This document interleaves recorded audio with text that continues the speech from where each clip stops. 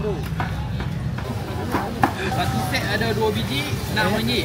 Satu set tu hanya ada 2 biji cucuk, kuah kacang irisan timun. Ayo, ini kok dekat Ayam, daging, tadi. Itu berapa? RM5 apa? Ini 6 tahun. 6 tahun dah. Tak belajar dia? Belajar dia. Ini 14 tahun dah. Oh, 14 tahun dah. Lainnya pun 60 dah. RM3 satu biji pak. Ayam soya apa dah? Soya merah, soya putih dah. Jepun ni, Jepun. 26 jenis bang. Sini habis dah tadi. Ini dengan yang tu udang. Sini ada kilo, ada kambing urus, pada yang kurma, daging hitam, ayam bawang bang.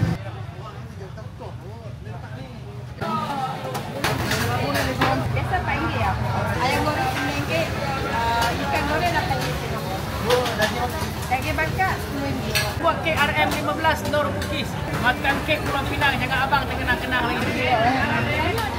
Minat mana-mana? Ada strawberry, orange, apple, kiwi dengan anggur. Hari ni kita buat sebelah sini lah, macam pertengahan besar lah. Kita jaga ni lama daripada tahun 2007. Kita masuk bazar 2007 lah. Okey. Bazar Ramadan. Kalau sebelum ni dah pernah besar.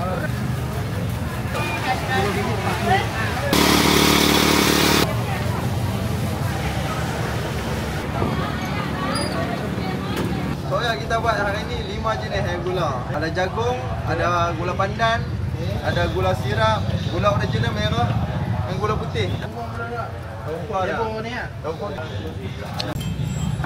Bro. Baru ni sama lu tu.